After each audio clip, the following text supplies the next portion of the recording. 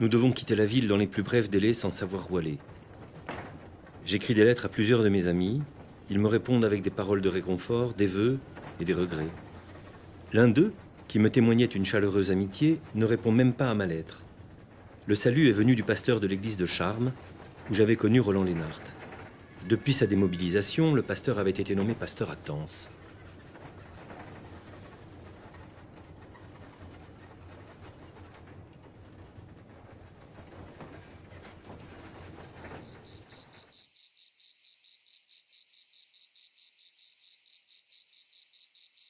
Bienvenue, cher André Chouraki.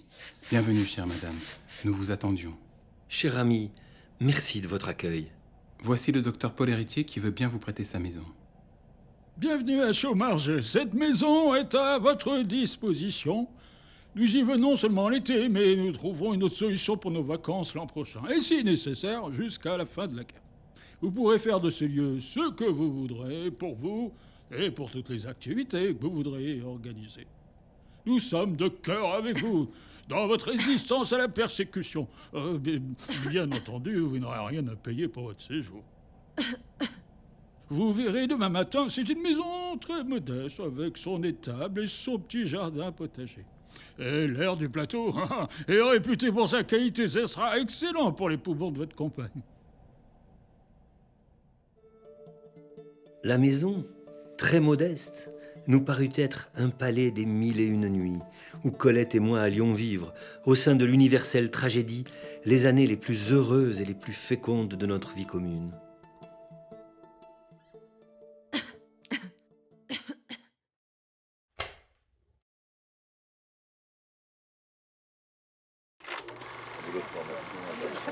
Alors, je vais vous demander de vous rapprocher parce que je ne voudrais pas crier. Voilà. Cette maison appartenait, ça a changé, à un médecin qui s'appelait le docteur Héritier et qui c'était sa maison de vacances en fait. Et le docteur Héritier était ami avec le pasteur Lénart à Tence. Et c'est grâce à ce pasteur Lénart que André Chouraki, qui avait alors 25 ans, a pu trouver refuge dans cette maison. Vous connaissez certainement son nom via sa traduction de la Bible, la fameuse Bible Chouraki, qu'il a traduite dans les années 60. Il est arrivé ici à l'été 42 avec Colette, qui est tuberculeuse. Il arrivait de Paris, il était lui aussi passé dans la clandestinité. Il était avocat en fait, il venait juste de terminer ses études d'avocat, il était d'origine oranaise. Alors il était donc né en 1917 en Algérie, descendant d'une famille de rabbins. Ça a été vraiment un penseur des trois cultures, juive, musulmane et chrétienne, puisque né juif dans un pays musulman et éduqué au lycée français. Donc il avait vraiment les trois cultures. Après juin 40, il lui a fallu donc quitter Paris, retourner en Algérie. Il s'inscrit au barreau d'Oran. Il est obligé de démissionner après la promulgation du statut des Juifs. Et revenu en France, il fréquente l'école rabbinique de Clermont-Ferrand à partir de novembre 41. Et c'est donc en juillet 42 que, menacé par les rafles, il met en œuvre ses liens avec des protestants, liens qu'il avait contractés à l'hôpital lorsqu'il avait été opéré à 20 ans dans le cadre de sa maladie. Il avait lié une très grande amitié avec deux jeunes femmes protestantes. Et c'est grâce à ce réseau de protestants qu'il a pu se retrouver ici. Voilà. Bonjour André, bonjour Colette. Êtes-vous bien reposé? Bonjour, pasteur. Je vous remercie encore de votre accueil et de celui du docteur Héritier. Je découvre, grâce à vous, l'importance des solidarités protestantes dans cette région. En effet, le protestantisme est puissamment enraciné dans l'histoire locale. À quelques kilomètres d'ici, le village du Mazet-Saint-Voix est la commune la plus protestante de France. Sur le plateau, c'est ainsi que nous appelons ce territoire, nous avons également une grande variété d'églises protestantes. C'est quelque chose qu'on ne retrouve pas ailleurs en France. Mais pourquoi ici ? L'isolement dans les montagnes a été propice au refuge des protestants chassés par Louis XIV à l'époque des persécutions. Mais le plateau n'a pas abrité que des protestants. Dès la fin du XIXe siècle, un grand mouvement d'accueil aux enfants défavorisés a été lancé grâce à deux personnalités protestantes très importantes. Le pasteur Louis Comte et son ami, l'économiste Charles Gide. Comme Louis Comte appréciait la qualité de l'air ici, il décide en 1892 d'accueillir les enfants de familles pauvres originaires de Saint-Étienne ou de Lyon, pour passer une partie de l'été au grand air dans les fermes du plateau. Cette initiative, qu'il intitule « L'œuvre des enfants à la montagne », contribuera ensuite, après l'arrivée du train en 1902, au développement d'une importante infrastructure de maisons d'enfants au Chambon-sur-Lignon et alentour. C'est d'ailleurs en partie grâce à ces atouts qu'aujourd'hui le plateau arrive à abriter des familles et des enfants persécutés, comme vous l'êtes vous-même. J'ai l'impression que depuis que les familles reçoivent des enfants, leurs fermes sont mieux entretenues. En effet.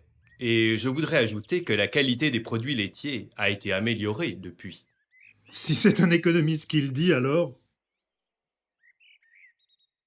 Ils étaient amis tous les deux et l'été, donc, ils louaient 2 maisons voisines pour passer leurs vacances. Alors, Charles Gide, qui est l'oncle d'André Gide, lui est un économiste qui va finir professeur au Collège de France, qui a écrit toutes sortes de manuels, de principes d'économie politique, qui a été donc vraiment un des premiers grands économistes français, et qui par ailleurs a été très impliqué dans le mouvement de création de coopératives. C'est lui qui a été à l'origine de la création de la coopérative du Mazet-Savoie, qui a fonctionné pendant très longtemps.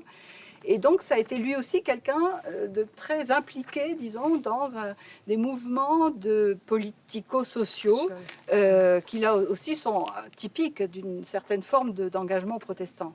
Voilà. Louis Comte, il est né dans une famille très modeste, protestante, paysanne, et il a bénéficié de quelque chose qui a été important au XIXe siècle dans le monde protestant, qui était ce qu'on appelait les instituteurs paysans, c'est-à-dire des paysans qui enseignaient aux enfants à lire, à écrire, et puis probablement aussi l'histoire sainte. Et donc, grâce à cette éducation totalement en marge des circuits officiels, il a pu faire des études de théologie, devenir pasteur. Il a été nommé à Nîmes, puis à Saint-Étienne. Et à Saint-Étienne, il va développer des œuvres caritatives qui sont tout à fait conformes à la tradition protestante, notamment une ligue pour le relèvement de la moralité publique, c'est-à-dire en fait une ligue anti-alcoolisme, parce que l'alcoolisme était le fléau dans les classes populaires. Il va fonder aussi la section stéphanoise de la Ligue des droits de l'homme. Il est Dreyfusard, et c'est dans le cadre de cet engagement qu'il va donc créer en 1892 l'œuvre des enfants à la montagne. Alors le plateau a accueilli des protestants persécutés, des enfants défavorisés et maintenant des juifs. Chouraki, qui avait eu la poliomyélite dans son enfance, marchait très mal, il marchait avec des cannes, mais il adorait être sur sa bicyclette, et donc il a parcouru tout le pays à vélo. On peut l'imaginer exercer ses activités de résistant à vélo, puisque dans ses mémoires, il raconte qu'il a fait des centaines de kilomètres dans la région pour récupérer des enfants juifs, les placer, trouver des refuges.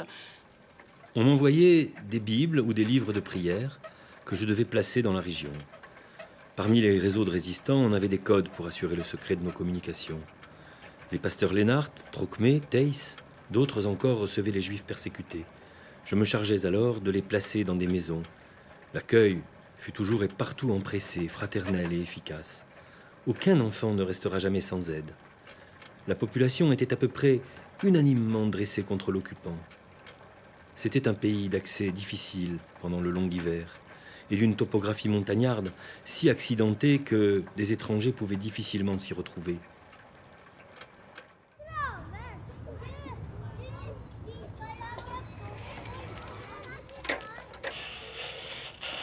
Bonjour André.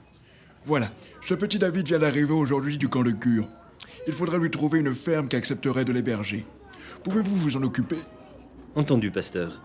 J'ai quelques idées de ferme possibles. David, tu as été très courageux. Tu verras, tu seras bien accueilli ici par les fermiers et tu te feras plein d'amis.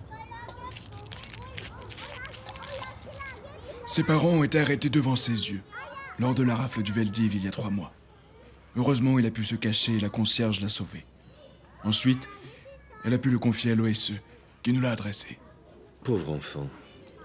Je pense demander à Madame Utley, à Panelier. Elle m'a parlé de fermiers accueillants avec une fillette de l'âge de David. Sinon, pasteur, j'ai encore quelque chose à vous demander. Je viens d'apprendre que Georges Vaïda, mon maître à l'école rabbinique, un grand érudit, est réfugié à Lyon, tout seul et sans un sou. Croyez-vous qu'il serait possible de le faire venir au Chambon et de lui confier un poste dans votre école ? Je vais y réfléchir. Il faut que j'en parle à ma femme et à mon ami Edouard Tess, qui s'occupent eux aussi de notre école. Georges Vaida est une encyclopédie vivante. L'avoir avec nous serait comme si la Bibliothèque nationale venait dans nos forêts. Je vous laisse. Je vais profiter de ma visite chez Madame Utley pour voir un ami qui loge chez elle depuis cet été avec son épouse, originaire d'Oran comme moi. C'est un jeune écrivain de talent. Il s'appelle Albert Camus.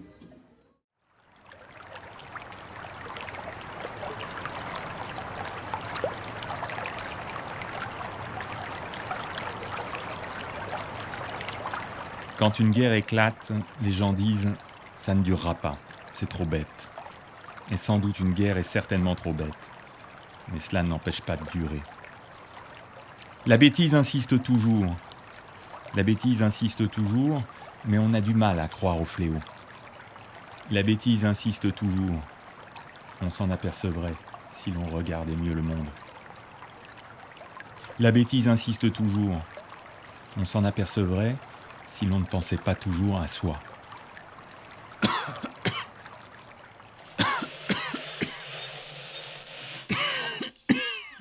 C'est ce morceau de l'ancienne ferme attenante au manoir qui a donc servi de pension de famille tenue par Madame Utley. Et il se trouve que la femme d'Albert Camus, Francine Faure, était apparentée à cette famille Utley. Et que c'est donc grâce à cela que Albert Camus a choisi de venir ici lorsqu'en été 42, on lui a découvert un début de tuberculose et qu'il a fallu qu'il aille se mettre à la montagne. Nous sommes à 1000 mètres. Et donc, été 42, Albert Camus arrive avec Francine, sa femme, donc. Elle s'en va à la fin de l'été, elle retourne à Oran, d'où elle est originaire. Et leur projet était que lui la rejoigne courant l'automne. Et puis arrive le débarquement des Alliés en Afrique du Nord, en novembre 42, et impossible de repartir. Et donc Camus s'est trouvé coincé, si on peut dire, ici. Il a aussi beaucoup écrit. Il a notamment écrit Le Malentendu, mais il a surtout écrit La Peste. Je ne vous redis pas qui était Albert Camus, c'est quand même notre prix Nobel de littérature du plateau. Hein. Il est arrivé ici, il avait même pas 30 ans, il était déjà célèbre. Hein. Il avait déjà publié L'envers et l'endroit, Le mythe de Sisyphe, Caligula, L'étranger, Noces. Enfin, c'était déjà un jeune écrivain prometteur, disons. Bonjour Albert. Bonjour André. Comment allez-vous aujourd'hui? Un peu mieux. Rester ici me fait beaucoup de bien. Je suis allé à Saint-Étienne hier pour mon pneumothorax. Le médecin m'encourage à rester ici le plus longtemps possible. De toute façon, je n'ai pas le choix. Je comptais aller retrouver Francine à Oran, mais avec le débarquement en Afrique du Nord, toutes les routes sont coupées. Je vais devoir rester ici encore quelque temps. J'espère ne pas avoir à y passer l'hiver. Il paraît qu'il peut y faire très froid. Vu que les Allemands ont envahi la zone sud, je crois qu'il vaut mieux rester planqué ici. Madame Utley est-elle là? Je voulais lui demander où est cette ferme dont elle m'a parlé pour accueillir un petit David qui vient d'arriver. Allez-y, je crois qu'elle finit de préparer le déjeuner. Dommage qu'elle ne sache pas cuisiner comme chez nous. Venez déjeuner demain. On vous fera un bon couscous comme à Oran, sauf qu'il n'y aura peut-être pas de viande, vu la difficulté pour s'en procurer. Merci André. À demain à Chaumarget donc.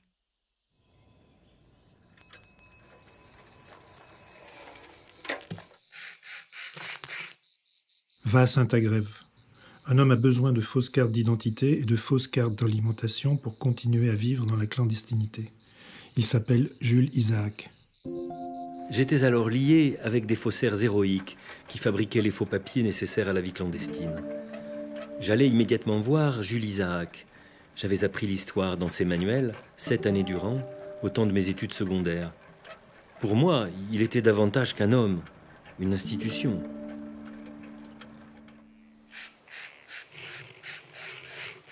Mes respects, monsieur le professeur. Je suis très honoré de faire votre connaissance et de me mettre à votre disposition pour vous aider. Comme tous les élèves de ma génération, j'ai appris l'histoire dans vos manuels.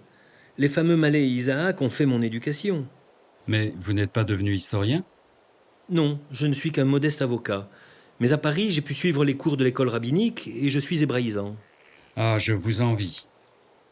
En tout cas, je vous remercie d'être venu vers nous. Quelqu'un a dû vous informer que ma femme et moi aurions besoin de faux papiers. Je peux m'en occuper. Et puis, j'ai appris par le pasteur Trocmé que votre fils Daniel compte bientôt quitter le Chambon pour aller se battre en Afrique du Nord. N'hésitez pas à faire appel à moi si vous avez besoin de quoi que ce soit, ou si l'isolement vous pèse. Je peux aussi vous mettre en rapport avec mon maître Georges Vaïda, un grand érudit, une sorte de bibliothèque vivante. Je vous remercie infiniment de ces propositions. Avoir des interlocuteurs hébraïsants me sera certainement précieux dans le travail que j'ai entrepris. Puis-je vous demander de quoi il s'agit ? Le livre devrait s'intituler « Jésus et Israël ». Mais voici mon épouse, Laure. Elle revient de la séance de dessin sur le motif, en compagnie de notre jeune amie Émilienne, la fille de notre logeuse. Permettez-moi de vous la présenter. Il était donc le célèbre co-auteur de ces manuels, enfin auteur réel et co-auteur éditorial, disons. Il a été donc lui aussi révoqué en 1940 à 63 ans par le gouvernement de Vichy, alors qu'il était à l'époque inspecteur général de l'instruction publique, président du jury de l'agrégation, etc., qu'il avait été blessé à Verdun, décoré de la Croix de guerre, radié donc en 40 de son statut de commandeur de la Légion d'honneur. Abel Bonnard, ministre de Pétain à l'époque, avait déclaré « Il n'était pas admissible que l'histoire de France soit enseignée aux jeunes Français par un Isaac. » Bon, voilà. Et donc, il se réfugie en zone libre à Aix-en-Provence, et puis fin novembre 42, son fils Daniel, qui était enseignant au collège Sévenol ici, le convainc de venir avec sa femme Laure se réfugier sur le plateau. Ils étaient donc un couple assez âgé déjà. Daniel donc qui était résistant et qui d'ailleurs partira très vite en Espagne pour rejoindre des réseaux de résistance. Cher pasteur, j'aimerais beaucoup vous soumettre ce manuscrit pour avoir votre avis. Jules Isaac fut prophète. Il me remit la première rédaction de l'ouvrage « Jésus et Israël » et m'adjura de l'aider à disculper les Juifs du crime de déicide dont on les accuse depuis 19 siècles. Certes, je n'avais pas besoin d'être convaincu. Et en effet, c'est à ce moment-là que Isaac conçoit le projet de ce qui va devenir sa grande œuvre après la guerre, à savoir Jésus et Israël, et tout ce travail magnifique qu'il a fait après-guerre pour démontrer par l'étude historique des textes que les préjugés antisémites, anti-judaïques des catholiques étaient totalement infondés, en tout cas n'étaient pas fondés sur l'histoire, sur les textes. Et pour ça, il va faire un travail absolument monumental d'historiographie, de lecture des textes, et en même temps un travail politique, puisqu'il va réussir à obtenir audience des deux papes successifs, et que finalement, il aura gain de cause, puisque avec Vatican II, Jean XXIII ordonnera la suppression dans tous les catéchismes et dans tout le catéchisme catholique de tout mépris envers les Juifs et de toute référence anti-juif, ce qui est quand même extraordinaire quand on pense à presque 2000 ans d'histoire des rapports entre l'Église et le judaïsme. Ce qui est absolument dramatique, c'est que Jules Isaac manquait terriblement de bibliothèque. Comment faire ce travail historiographique sans bibliothèque? Et c'est pour cette raison, entre autres, qu'ils ont décidé, lui et sa femme, de quitter le plateau qui aurait probablement été un lieu de sauvegarde s'ils étaient restés. Ils ont décidé de se rapprocher de Juliette, leur fille, et de leur gendre. Ils sont donc allés à Riom, ils ont logé au Grand Hôtel de Riom. Et là, Juliette et son mari ont été raflés, ils ont été pris en tant que résistants et elle en tant que juive. Et Madame Isaac, donc la femme de Jules, a fait des pieds et des mains, a téléphoné partout pour essayer de savoir où ils étaient, ce qui a causé sa perte, puisqu'un beau matin, la Gestapo est arrivée au Grand Hôtel de Riom pour les emmener. Heureusement, par miracle, Jules Isaac était parti chez le coiffeur ce jour-là. Ils reviennent chez le coiffeur, sa femme n'était plus là. Tout était... voilà. Et on lui a dit qu'ils allaient revenir dans l'après-midi pour le prendre lui. Et donc, à 63 ans, il s'est enfui avec ce qu'il a pu prendre, son manuscrit, quelques affaires. Il avait dans sa serviette le manuscrit des oligarques qu'il avait écrit en 1942. Et il avait la première partie rédigée de Jésus et Israël et toutes les notes pour la seconde partie. Et les soldats allemands n'avaient pas découvert cette serviette qui était sous le lit. Il n'a pas osé prendre son pardessus qui était à la patère derrière la porte parce qu'il s'est dit que quand il reviendrait, on verrait que ce manteau n'était plus là. Donc il faisait très froid et il est parti avec simplement sa serviette. Je termine sur un témoignage de Jacques Madol. Qu'est-ce qui s'est passé au printemps 1945 à l'hôtel Lutetia lorsque les déportés revenaient et qu'on les conduisait à l'hôtel Lutetia et que leurs proches arrivaient, essayaient de trouver des nouvelles et demandaient à tous est-ce que vous avez déjà vu un tel ou un tel. Bon. Et donc Jacques Madol nous dit il y avait là à côté de moi au Lutetia où je l'ai souvent accompagné un homme pour qui j'avais la plus grande vénération. C'était l'historien Jules Isaac, l'auteur des manuels scolaires. Sa femme et sa fille lui avaient été enlevées, il n'avait jamais eu de nouvelles, et il attendait. Voilà. Jules Isaac à l'hôtel Lutetia. On pourrait ajouter qu'il a reçu en novembre 1943, par il ne sait pas quel canal, une lettre de Drancy, écrite par sa femme, sa fille et son fils. Elle est écrite au crayon violet, et dans cette lettre, sa femme écrit « continue, excusez-moi, mais continue ton œuvre que le monde attend. » Et elle fait référence à Jésus et Israël. Oui, absolument. Voilà. Vous me l'enverrez, ça, vous me l'écrivez, que je vais l'intégrer.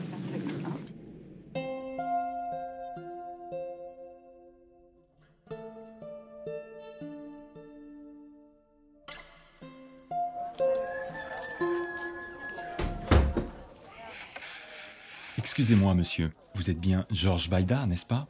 Oui, et alors? Notre ami commun André Chouraki m'a dit que vous logez ici. Et comme il m'a beaucoup parlé de vous, j'ai profité d'être au Chambon pour aller jusqu'à vous. Je m'appelle Albert Camus. Vous êtes son ami écrivain, n'est-ce pas? Oui, je serais heureux de faire votre connaissance. J'aurais notamment quelques renseignements à vous demander sur la place de la peste dans la pensée juive du Moyen-Âge. C'est pour le roman que je suis en train d'écrire. Bien volontiers, mais pour le moment, je n'ai malheureusement pas le temps. On m'attend chez les Trocmé pour donner mon cours de latin. Prenons rendez-vous pour plus tard. Alors, donc, qui était donc Georges Vaida à l'époque? Il était né en 1908, il mourra en 1981. C'était à la fois un érudit, orientaliste, islamisant, hébraïsant, historien de la pensée juive médiévale, donc d'origine hongroise, vous l'avez compris, fréquentant le séminaire rabbinique de Budapest, chassé lui aussi par l'antisémitisme. Il s'installe à Paris en 1928, acquiert la nationalité française en 1931, enseigne donc à l'école rabbinique de France, au séminaire israélite. Et après la guerre, puisque grâce au Chambon, il a été sauvé, il enseignera à l'école pratique des hautes études à une chaire de judaïsme talmudique et rabbinique. Et dans son séjour au Chambon, il a rédigé l'introduction à la pensée juive du Moyen-Âge qui paraîtra en 1947. Et aussi, il dira aussi sages et penseurs séfarades de Bagdad à Cordoue, donc grand érudit de toutes ces questions-là. 1. Conticum gradum. Levavi oculos mex in montes, unde veniet auxilium mei. 2. Auxilium meum a Domino, qui fecit coelum et terram. 3. Non det in commotionem pedem tuum, neque dormitet, qui custodit te. Alexandre, Monsieur Grothendieck, je vous trouve bien distrait aujourd'hui. Excusez-moi, professeur. Je réfléchissais à ces montagnes, cette terre, ce ciel dont vous parlez. Un espace, finalement, qu'est-ce que c'est? La géométrie étudie la structure de l'espace. Or, ce qui définit un espace, ce sont les 3 dimensions, n'est-ce pas? Oui, et alors? Alors, ne pourrait-on pas dire qu'un espace, quelle que soit sa dimension, est constitué de points serrés les uns contre les autres? Sur une ligne, par exemple, il y a une infinité de points. Or, un point n'a pas d'épaisseur. Quand vous admirez un paysage, pensez-vous vraiment aux points qui le constituent? Non. Vous regardez les messages qu'envoient ces multitudes de points. Voilà. C'est à ça que je pensais en vous écoutant. Je vois que vous êtes bien plus doué pour les mathématiques que pour le latin, Monsieur Grothendieck. Je ne sais pas s'il faut s'en réjouir. Donc Alexandre Grothendieck était le fils d'un juif russe anarchiste qui a combattu pendant la Révolution, qui a dû quitter la Russie, qui est allé s'installer en Allemagne, où il a rencontré la mère de celui qui deviendra Alexandre Grothendieck, qui était, elle, une protestante allemande. En 1933, tous les deux décident de quitter l'Allemagne, vont à Paris et ils sont journalistes, ils ne gagnent rien et ils se trouvent dans l'obligation de laisser leur petit Alexandre, qui avait donc 5 ans à l'époque, de le laisser donc à un couple de Hambourg, chez qui il habitera pendant 6 ans, puisque la mère le reprendra seulement en 1939, lorsque son père, qui a été parti se battre en Espagne, aura été arrêté et déporté à Auschwitz, d'où il ne reviendra pas. À ce moment-là, donc, la mère et le petit Alexandre sont internés dans un camp pour étrangers à Rieux-Cros. Et au printemps 1942, Alexandre sera exfiltré de ce camp par la CIMAD, qui est donc un organisme protestant d'aide aux réfugiés, qui existe toujours aujourd'hui, et qui lui trouve une place dans une pension de famille, une pension d'enfants, au Chambon-sur-Lignon, où il pourra suivre sa scolarité à l'école Nouvelle-Sévenol, et donc de la seconde à la terminale, il pourra poursuivre sa scolarité, obtenir le bac avec mention bien. Ensuite, il aura une très belle carrière puisqu'il montera à Paris, il fera partie du célèbre groupe Bourbaki, il obtiendra des postes de chercheur dans des organismes prestigieux, il aura notamment une chaire au Collège de France et il obtiendra le summum des récompenses pour les mathématiciens du monde entier qui est la médaille Fields.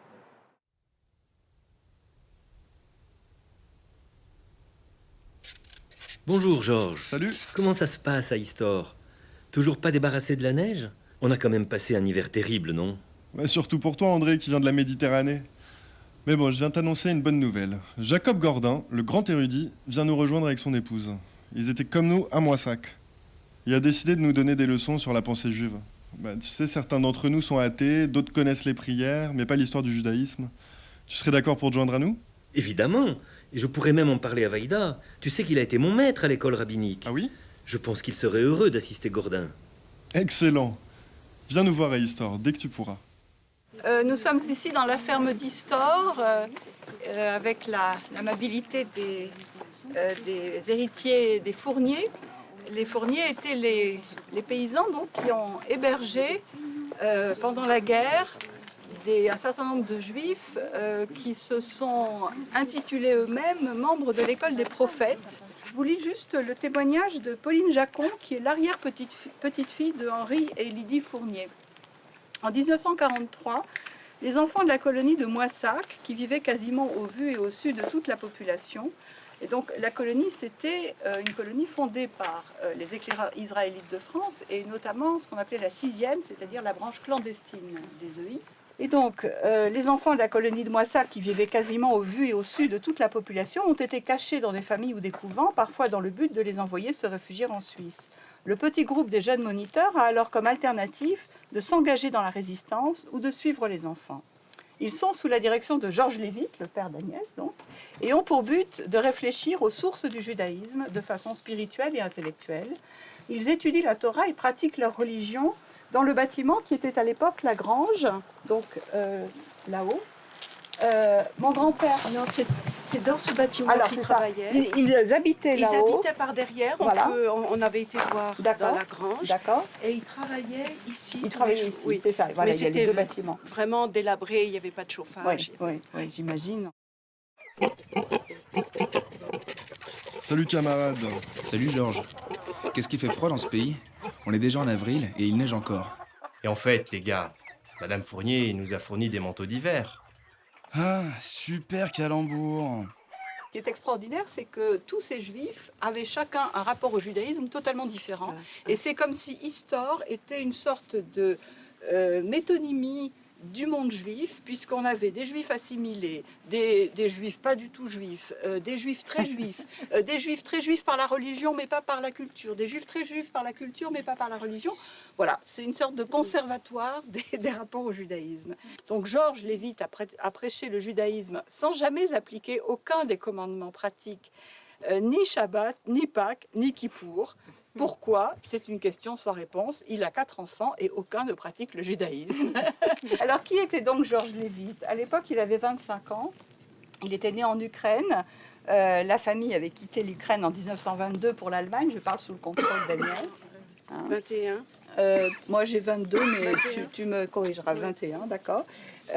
Puis il se sont installés à Metz où il a fait sa scolarité, études de philosophie, il part à Paris. En novembre 42, sous la menace des rafles, il cherche donc, je vous l'ai dit, des lieux d'accueil pour mettre ses enfants à l'abri. Et il part donc à Chaumargé avec les 3 jeunes moniteurs.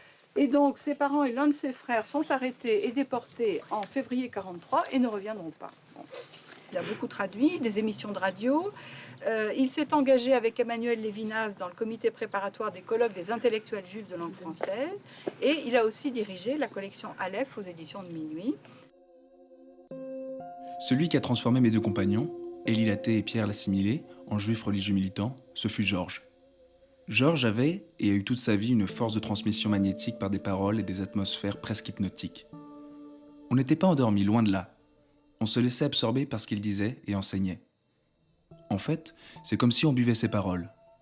C'est ainsi que nous nous sommes préparés à la fête de la Pentecôte pendant les 3 jours précédents, comme il est écrit dans la Bible, avant le don des 10 commandements. 1943, nuit de Shavuot, où Georges Lévite nous a préparés au don de la Torah. Pendant les 3 jours précédents, il nous avait fait suivre des cours intensifs. La dernière nuit, comme le veut la tradition, nous avons étudié toute la nuit. Georges nous a fait asseoir dehors, dans l'un des champs. L'atmosphère avait quelque chose de magique. Nous étions là, en pleine guerre, loin de nos familles, au milieu d'un maquis, assis la nuit entière dans un champ, étudiant et priant. Nous éprouvions la sensation, la quasi-certitude que le ciel allait s'ouvrir et que Dieu descendrait vers nous, comme sur le mont Sinaï. Nous ressentions tous l'intensité du moment, la force extraordinaire qui s'en dégageait.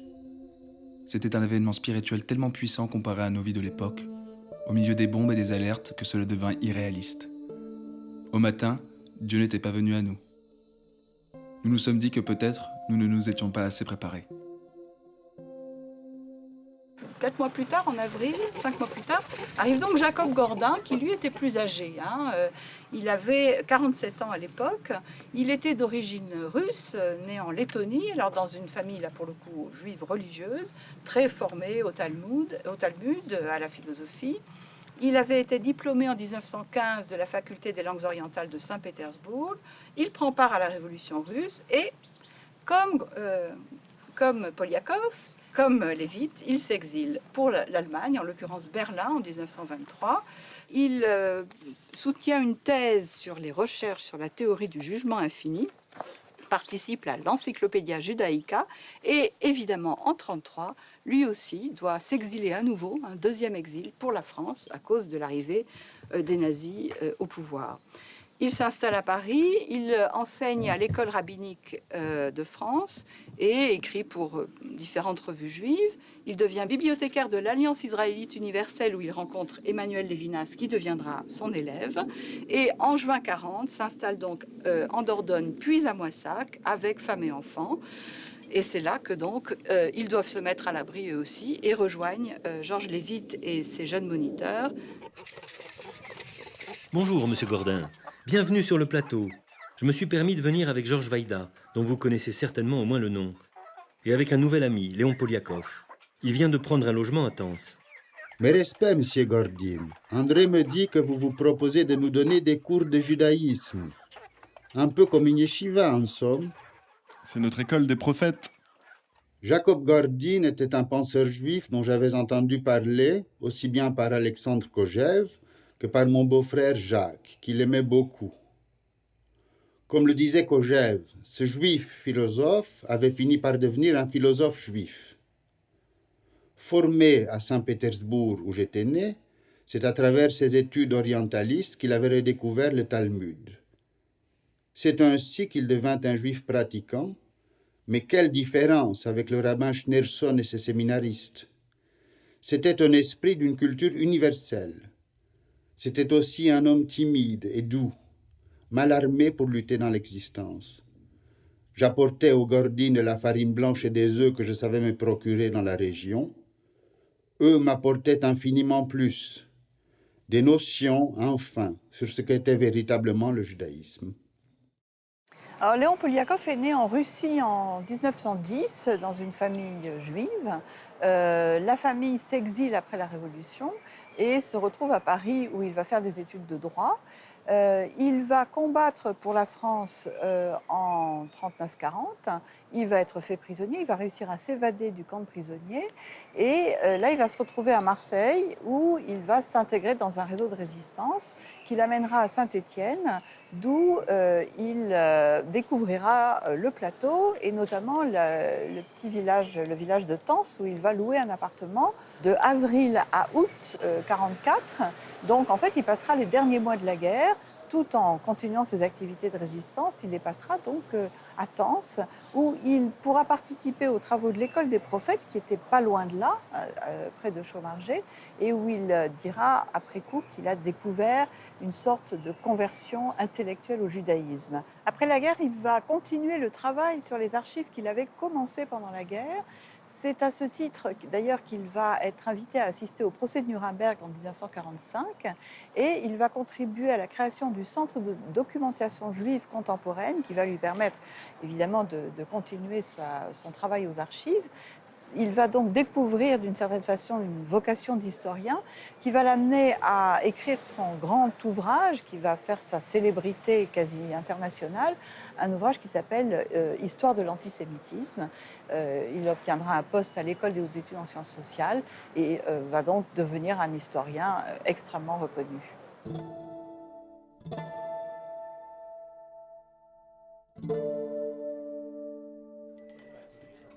Bonjour, monsieur, dame. Bonjour, monsieur. Nous aurions besoin de 3 chambres pour mes petits-enfants et moi-même. Au moins pour quelques nuits, le temps de trouver une pension de famille pour l'été. Ah bah vous avez bien raison. Ici, on est tranquille, hein. L'air est pur et on mange bien. Enfin, en tout cas, mieux qu'en ville, hein, par ces temps-ci. Et vous venez d'où, vous? De Dieu-le-Fit. Et avant, de Marseille. Ah, Marseille, formidable. J'ai plusieurs Marseillais parmi mes clients. Vous en connaissez peut-être un, au moins de nom, là. C'est Marcel Pagnol. Vous savez, c'est l'auteur de films et de théâtre, là. Il a fait Marius, Fanny, César. Il est venu plusieurs fois ici, hein. C'est même devenu un ami, même. La première fois, c'était, si je me rappelle bien, en 1937 qu'il est venu. Bon, si vous allez au cinéma, vous avez peut-être vu La femme du boulanger. Non, mais j'en ai entendu parler. Ah bah, vous devriez aller le voir avec vos petits-enfants. Moi, j'ai été boulanger avant de me lancer dans l'hôtellerie, et c'est Marcel, c'est l'ami Marcel qui m'a dit que je lui avais servi de modèle pour son personnage, vous voyez. Alors, Marcel Pagnol, l'été 34, il l'a passé à l'Hôtel Jouve. Il a commencé comme enseignant, et puis il était passionné de théâtre, et donc il s'est mis à faire du théâtre. Il est monté à Paris. Là, il a eu un certain succès avec ses premières pièces de théâtre, Marius, Fanny, Topaz d'abord, Marius, Fanny, César, etc. Et il a eu l'intelligence d'abord de démissionner de l'Éducation nationale pour se consacrer à son œuvre littéraire. Et surtout, à une époque où le cinéma était considéré comme quelque chose d'extrêmement vulgaire qu'on laissait aux enfants et aux pauvres, il a eu l'intelligence d'investir le cinéma et d'adapter en film donc, ces pièces. Donc, la première pièce a été adaptée par quelqu'un d'autre, mais ensuite c'est lui-même qui a décidé de les réaliser. Et donc c'est là qu'il va écrire le scénario de La femme du boulanger, qui va paraître en 1938 et être adapté au cinéma et être un très grand succès. Et en 1947, il est élu à l'Académie française. Bon, vous avez de la chance, j'ai encore 3 chambres de libre jusqu'à l'arrivée des estivants. Pour la suite, je vous propose d'aller voir de ma part la pension du lac, là, à la sortie du village sur la route du Cheddar. C'est une demoiselle Jouve qui la tient et elle est de ma famille. Et je pense qu'elle pourra trouver de quoi vous loger. Donc pour ceux qui n'auraient pas forcément en tête qui était Pierre Vidal-Naquet, il est issu d'une famille juive. Il était donc le fils d'un avocat, Lucien Vidal-Naquet, avocat parisien. C'était une famille athée, hein, on retrouve toutes ces familles juives assimilées, républicaines, très marquées par l'affaire Dreyfus. Ils se sont donc, toute la famille se replie à Marseille et en mai 1944, ses parents sont arrêtés par la Gestapo. Hein.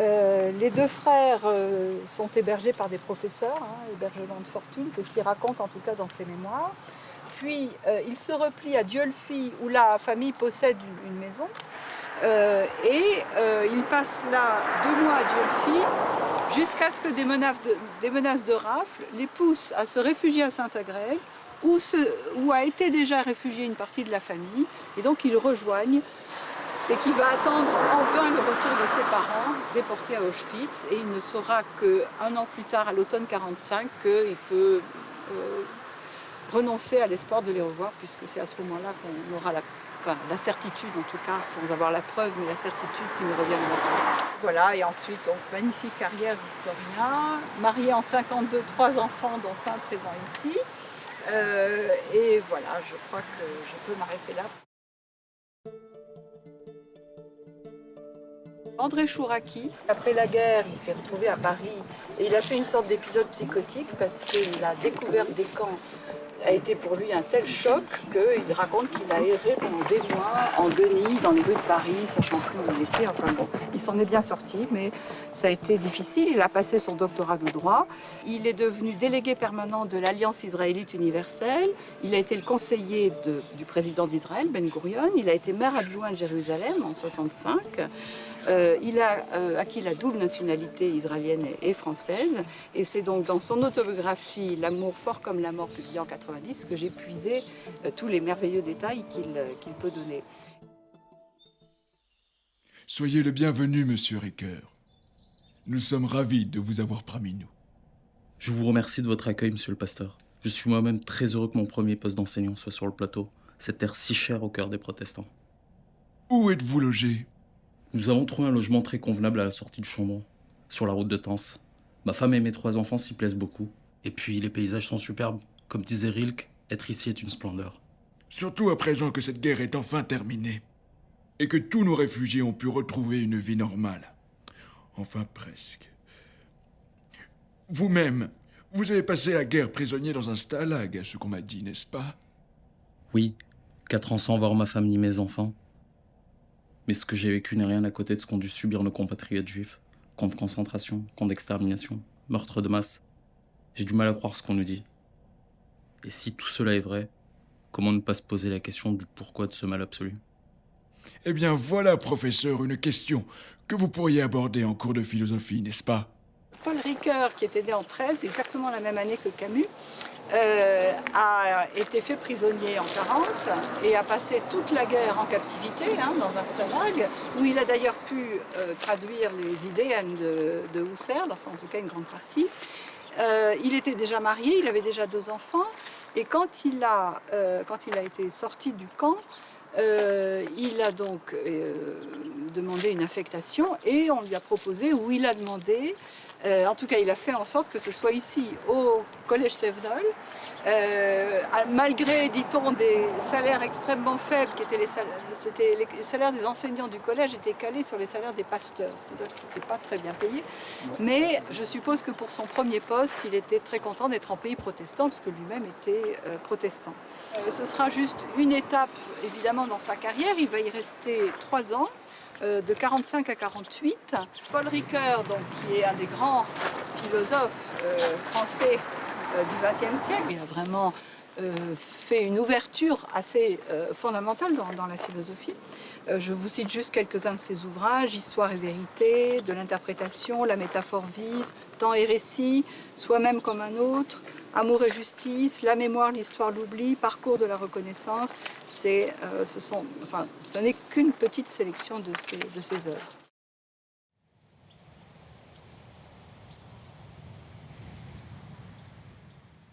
Décidément, il faut que je revienne au plaisir du bois de pin. De quoi est-il fait ce plaisir ? Principalement de ceci. Le bois de pin est une pièce de la nature, faite d'arbres, tous d'une espèce nettement définie. Pièce bien délimitée, généralement assez déserte, où l'on trouve abri contre le soleil, contre le vent, contre la visibilité. Mais abri non absolu, non pas isolement. Non, c'est un abri relatif, un abri non cachotier, un abri non mesquin, un abri noble.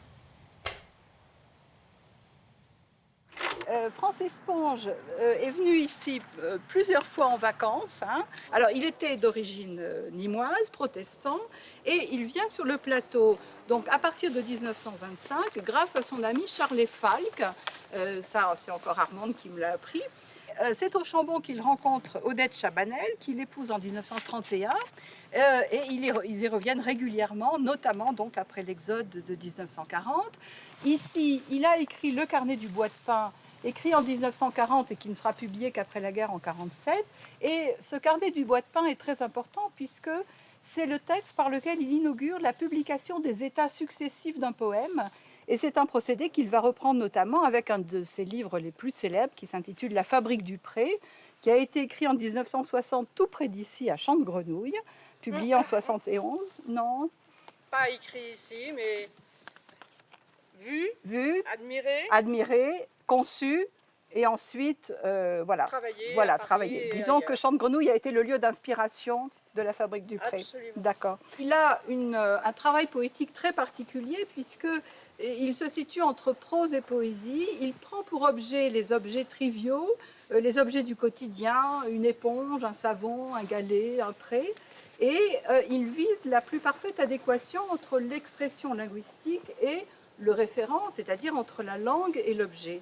Et il entend ainsi revenir à la pureté de la langue ordinaire, d'où son livre Pour un Malherbe, à l'encontre de la poésie surréaliste qui était alors en vogue dans l'entre-deux-guerres. Il avait déjà connu Camus avant ses séjours et en fait, il l'avait connu à Lyon et grâce à dans la Résistance, grâce à leur ami Pascal Piat. Comme vous prenez bien le parti des choses, mon cher Francis. Merci, mon cher Albert. Mais vous êtes revenu pour travailler un nouveau roman? Non, plutôt un essai. Mais c'est surtout pour soigner mes poumons malades que je reviens ici, vous savez. L'altitude leur fait du bien. Mais je vois qu'il est l'heure de partir retrouver mon ami Raymond Aron. Je viens d'apprendre qu'il passe ses vacances au hameau des Ruches, à quelques kilomètres de Pannelier. Vous voulez venir avec moi? Il sera certainement heureux de faire votre connaissance. Nous avons au moins en commun, tous les trois, notre engagement contre le régime de Vichy, de sinistre mémoire. Ça aurait été avec plaisir, mais j'ai promis une balade en famille à Odette et Armande. Ça sera pour une prochaine fois.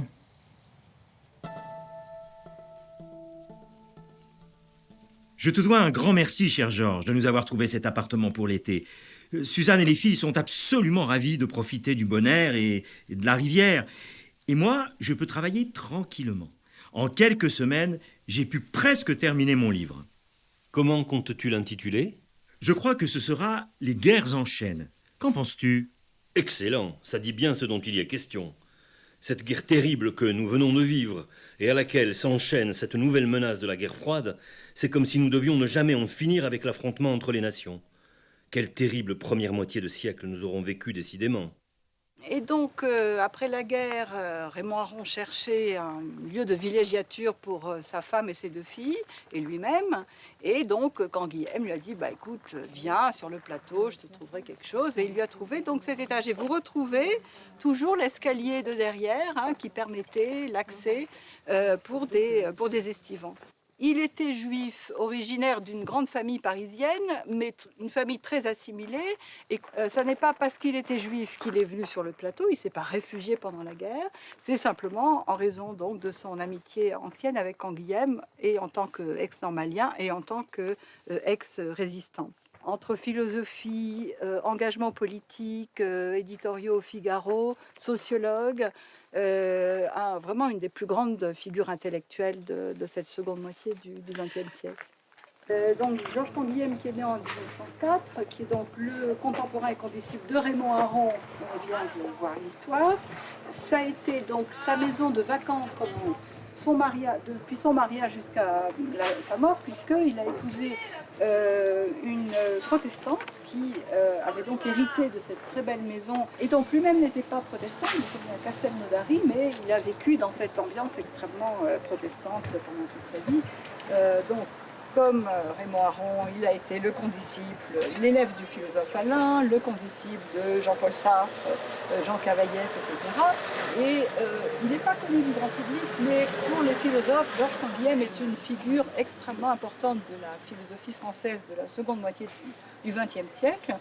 Et donc, après la guerre, Canguilhem a enseigné à la Sorbonne, il a pris la succession de Gaston Bachelard à la tête de l'Institut d'histoire des sciences. Il a été élu à l'Académie internationale de médecine et il a obtenu en 87 la médaille d'or du CNRS. Il est mort en 95 et il a continué à travailler jusqu'à la fin de sa vie. Et son travail se situe à la croisée de la philosophie et de l'épistémologie, et notamment l'épistémologie de la médecine et de la biologie, puisqu'il avait fait, parallèlement à son agrégation de philosophie, des études de médecine.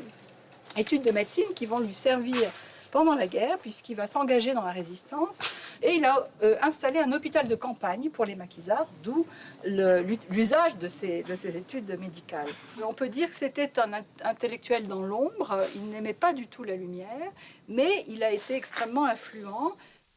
Quel dommage que nous devions retourner à Paris pour la rentrée des classes. D'autant que je vais devoir interrompre la rédaction de mon livre pour retrouver le journalisme, ma chronique au Figaro, un article que j'ai promis à Sartre pour les temps modernes, ma collaboration qui continue pour Combat. Tiens, au fait, il paraît qu'Albert Camus est revenu à Pannelier pour se mettre au vert. Il m'a dit qu'il essaierait de passer me voir aujourd'hui, avant mon départ. Eh bien, quand on parle du loup... Salut Albert, je parlais justement de toi, mon ami Georges Canguilhem, que voici. Enchanté de faire votre connaissance. Je sais que vous êtes un vieil ami de Raymond et un familier du plateau. Et un grand résistant aussi. Moi aussi, je suis heureux de vous rencontrer. Comment allez-vous? Quand je suis ici, je vais mieux. Les médecins ont bien raison de me conseiller ces séjours au bon air du plateau. J'ignore de quoi il est fait, mais c'est une chimie efficace pour mes poumons. Je n'en doute pas, même si le corps humain est irréductible aux lois physico-chimiques, c'est ce qui nous différencie fondamentalement des machines artificielles.